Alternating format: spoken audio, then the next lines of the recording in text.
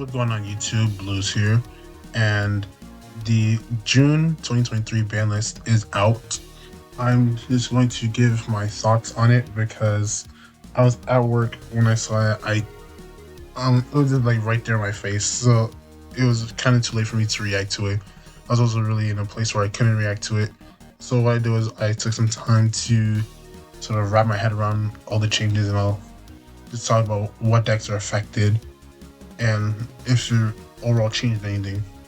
Before I get into this video, make sure you do like this video, make sure you subscribe for more content.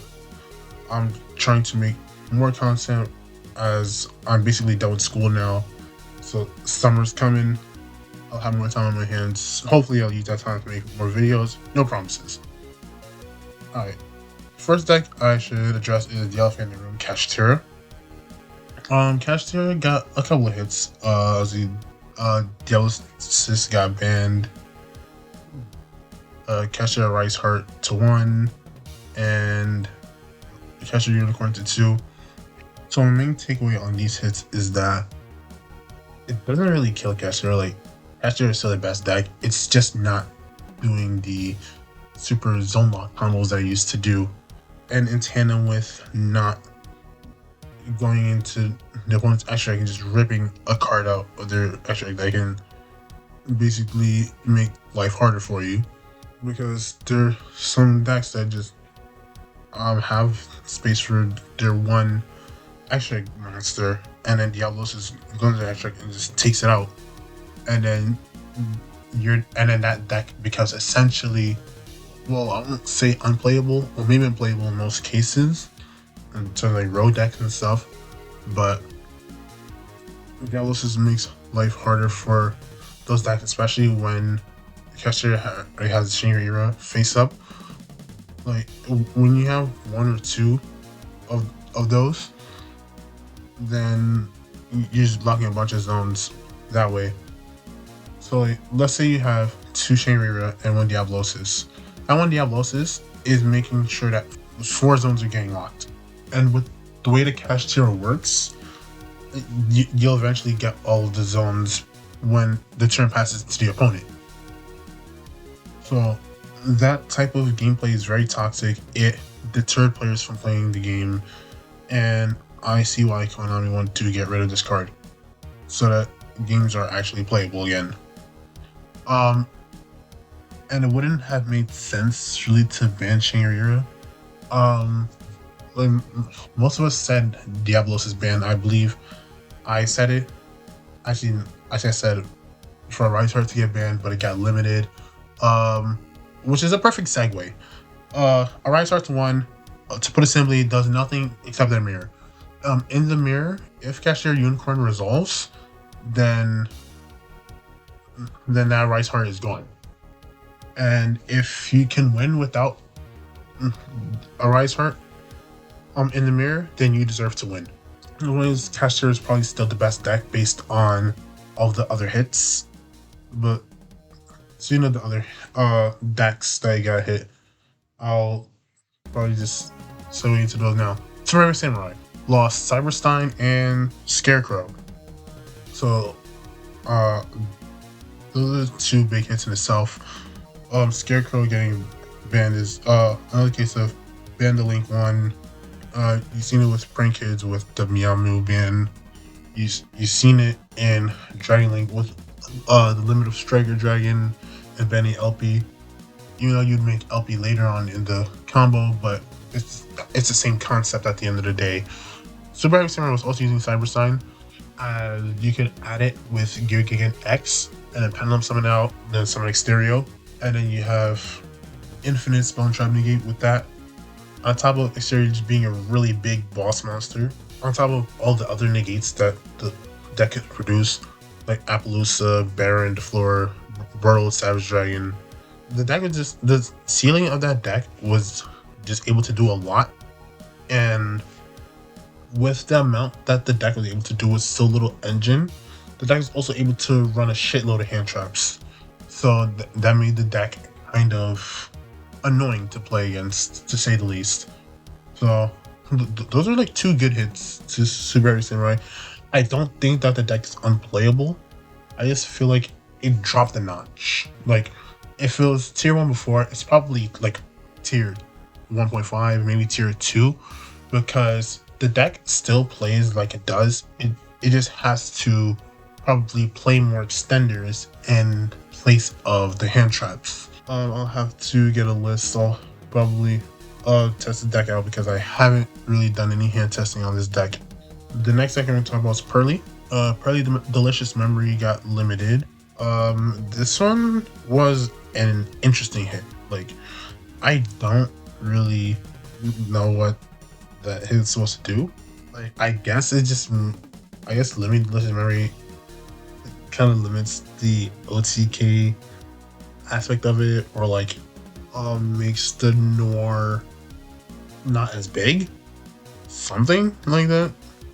But it doesn't really matter because you're trying to kaiju over the Noir anyway. If you wanted to limit any Pearly card, it'd have to be the new one, Pearly Sleepy Memory. I think Sleepy Memory is the one that just came out, because multiple Sleepy Memories mean that for each of those you get to draw another card. So if your Pearly XC monster has 2 Sleepy Memories attached to it, they're drawing 2 cards during the standby phase. But I would understand why you wouldn't limit that card, because that card just came out like a few weeks ago. If you want to limit any Pearly card, it'll probably have to be My Friend Pearly, because that's constant advantage during each of your turns. And because of the way that Pearly plays, it's more of like a grinding strategy where the game's not going to end on turn 4. So that amount of advantage actually does matter, because you're just constantly adding a card to your hand on top of getting your draw for turn. Yeah, I feel like this one was a strange hit.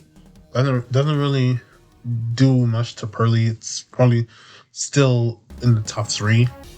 That's the way I see it. The next deck I'm going to talk about is, well, or lack thereof, is Sprite. Sprite didn't really get much. Sprite Starter went from 3 to 2. This is the only hit that it got. And other than that, some of the other decks probably got weaker, which means Sprite practically came out of here unscathed. The bigger Sprite hit, if you would call it that, is eliminating Cyframe Gamma. Actually, the Gamma limit is towards a lot of decks, because most hand trap lines is like Ash, Blossom, Joel Lockbird, Gamma, and limiting Gamma basically means that Cyframe Driver, that whole like engine, is sort of dead, because you don't want to play the one Gamma and the one Driver in the deck. Like that 1-to-1 ratio is not good in terms of deck building. It's fine with a card that fulfills a similar purpose, such as Call by the Grave, because Call by the Grave is it doesn't really get you the advantage that Cypher Gamma does, because Cypher Gamma puts 2 monsters on the board. But Call by the Grave, you don't have to play another brick, because Call by the Grave, it's just a spell card. But the Gamma being at 1 is kind of an issue. It's sort of like it reminds me of last year's Banlist, when Fusion Destiny was semi-limited and Vertigo and Akami got banned. It was sort of like, you don't want to play 2 Fusion Destiny and then the 2 bricks for Fusion Destiny. Like, the ratios didn't really pile up there. That's the hit I feel that's similar to the Gamma hit. Let's see. The next thing I'm going to talk about is, I guess, Runic and its variants. So first, Runic Nichiria. Sacred Tree got limited, so you only get the 1 search if it goes to the graveyard. This definitely does change the way that the deck plays, in my opinion, because the deck is on, like, I guess 3 Foolish Rare Goods to send Sacred Tree and add a Nichiria to your hand, and now like 3 Foolish Rare Goods for 1 Sacred Tree. I don't know if that's still the right play, but I have to see the format plays out in order to know what that really does. See, Runic Sprite. I mean, I already talked about Sprite, so that's I can skip that. Uh, Runic Stun, like in itself, or Runic as its own deck, Fountain at 2 is always the correct ratio in like every deck base, in any Runic deck basically. So Runic Fountain at 2 is basically Konami saying to play Runic at its correct ratios. Personally, I would have appreciated Fountain to 1, but beggars can't be choosers. See, the next deck I'll talk about is probably Branded. Branded got one hit, I'll say, with the banning of Expulsion. Expulsion got banned likely because of the Puppet Lock. If you don't know what that is, you'd send Game of Puppet Nightmare to the graveyard somehow. Then on your opponent's turn, you use Burning Expulsion to trigger a fusion monster. And you summon Game of Puppet Nightmare on your opponent's side of the field, and that would prevent them from special summoning for the turn. There's more to Burning Expulsion than just that. Okay, so I'm a branded player, so I can say Burning Expulsion was actually like a good card beyond Game of Puppet, because you could use Burning Expulsion and get something like a Grand Guignol in the graveyard. So then you'll get advantage with the Expulsion, and you can have Grand Guignol trigger from the graveyard. And now Grand Guignol will have to trigger on the field unless you get into graveyard somehow, like a fusion summon, which takes a little bit more time, especially when you want to trigger that Grand Guignol as soon as possible sometimes, because sometimes you want to get rid of it to summon like Lilith or Quiritus, depending on what your opponent is trying to set up. And it doesn't even have Expulsion doesn't even have to summon from your graveyard or banish zone. It can disrupt your opponent. It can easily be like a searchable Cycle Reader.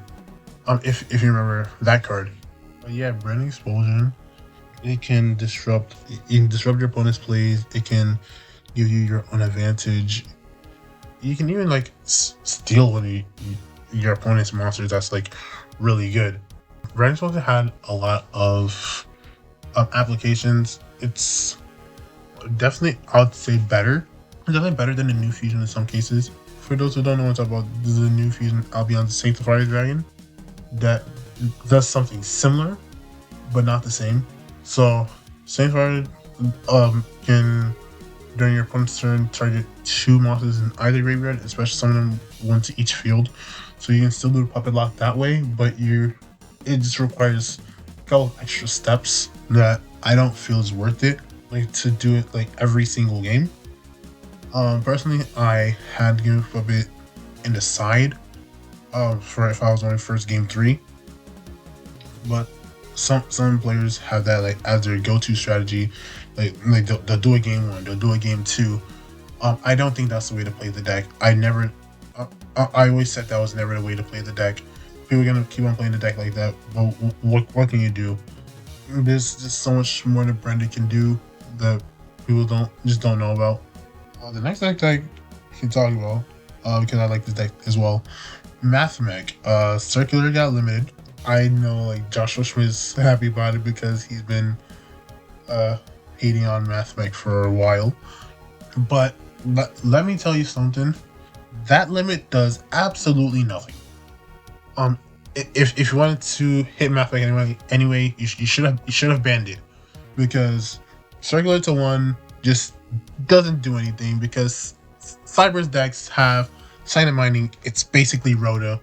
You're getting Circular that way. You're getting it through Small World. If you hard draw, you're just a fucking champion.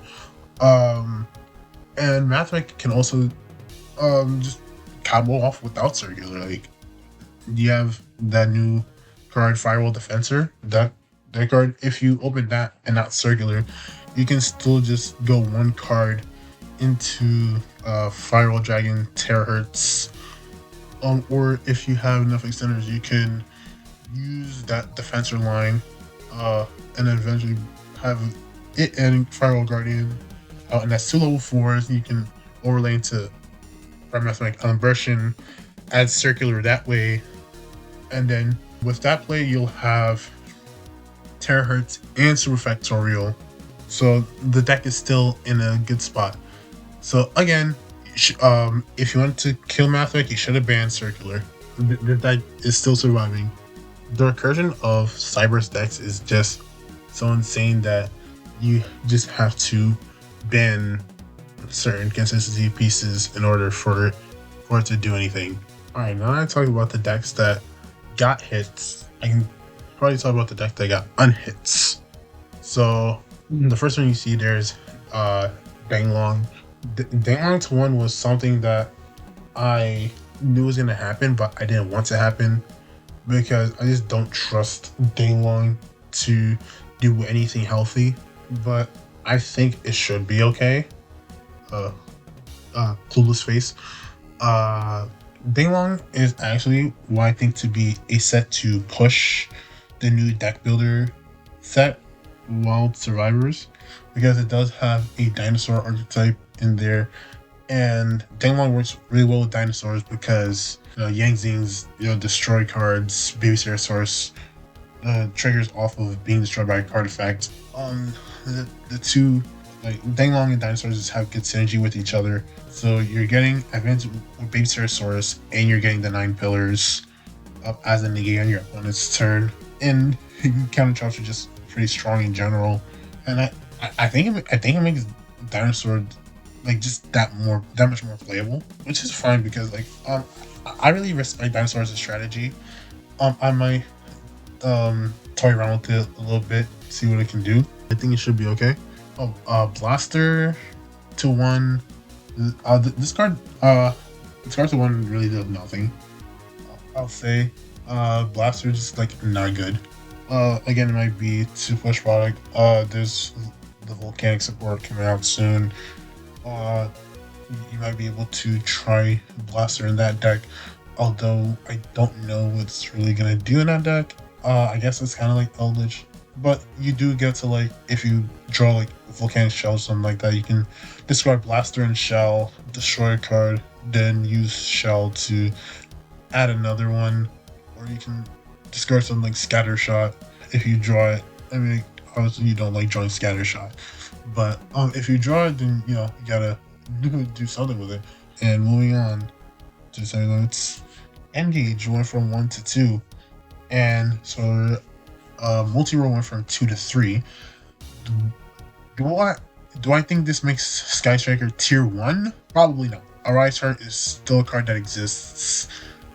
In any matchup that's not Kashtira, this deck is probably like just pretty good. But the Kashtira matchup is kind of what's gatekeeping Striker from really doing anything. These are like fine hits. I don't think it's game breaking. It's just fine. And I'm trying to be as unbiased about the deck as possible because I have not had good experiences with Sky Striker players when I got back into the game a couple years back. But the deck should be like okay. I want to see what this deck does in any matchup like this, not Kashtira. Even against Kashtira for that matter, they probably have outs to it. They probably have to load up on like Afterburners. There's like other generic removal like Book of Moon. Like I've been on main deck Book of Moon for a couple of decks. I just feel like that card gets really good right now. We'll see as the format molds together. I thought other 7 limits, none of them really matter. Purple Arms Knighted 2, all the Shizus are at 1, so it doesn't really matter. It kind of matters a little bit. It gives them another negate. Just generic fairy deck's another negate. Like you have another negate for like Drytron and Madolche, but those decks aren't really doing anything in this format anyway. Like Madolche might be interesting though. So that's a deck that I will have to keep in mind. Catcher Unicorn to 2, it's such a weird hit. Like I don't think that was a hit to make. If you want to hit Unicorn anyway, you probably should put it at 1. I guess it messes with the deck building ratios. Like I guess in terms of percentages and whatnot, there's a big difference between 2 and 3. I saw from 3 to 2 though. That one makes the least sense of any of the hits on the ban list. Actually, Fountain is probably the least sensible hit, in my opinion. And then the Unlimits. Uh, Steam the Globe. Steam was a victim of Christian Hockey Fibrex. Uh, and the ability to just generate like a Link 3 by itself was just really good. But I think it's fine to be at 3. Like Hulk is banned, this card's not gonna do much. The same sort of lows FTK still exists, but it's probably just cope. Spiral Quick Fix. Spiral can have as many cards they want as long as Smash is banned. So that's probably from 2 to 3. That makes sense. That should have happened last list. Draco face off from 1 to 3. That's interesting for the Draco Slayer deck. It definitely pluses on this ban list. It's just a free summon from deck, and now they get 2 more copies of an actually good consistency card. Do I think Draco Slayer is gonna be played? Not really. I don't know what field spell really carries them here, but that combo was really good. That combo was only really good when Ishizu Tearlance was the best deck. So I don't know what Dragon Slayer is going to be doing now. And that's all the hits covered. Some decks that I feel came out some decks that objectively did come out untouched. Labyrinth really didn't get anything banned or like anything hit except for a Pointer Red Lotus, which I actually did not talk about. Pointer Red Lotus, looking at your opponent's hand, getting rid of a key combo piece before they get to use it, and just getting knowledge of what your opponent is using. This is a card that you don't want to play against, especially in Labyrinth, where Labyrinth can continuously set it over and over again, even though it does have a steep life point cost of 2,000. If you use it even like twice, then you're in a good spot. Personally, I feel like if any card were to get banned out of the normal traps, it would be a Pointer, because it was already at 1 since like I think September of last year. But personally, I would have also wanted to see Dimensional Barrier banned, because it just doesn't do nice things in formats where it's playable.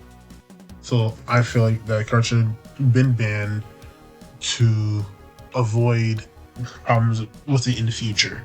Another deck that didn't really get hit is Runic. Obviously Runic Fountains at 2.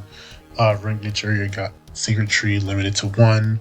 But there are other Runic variants that are still very much good, like the Runic Sprite for Hire, or just Runic Sprite in general. Those decks, for the most part, came out of here untouched. I guess you can call Sprite Starter a hit for what that's worth. 3 to 2 again. I guess having 2 is less consistent than having 3. Although I don't know what that's going to do.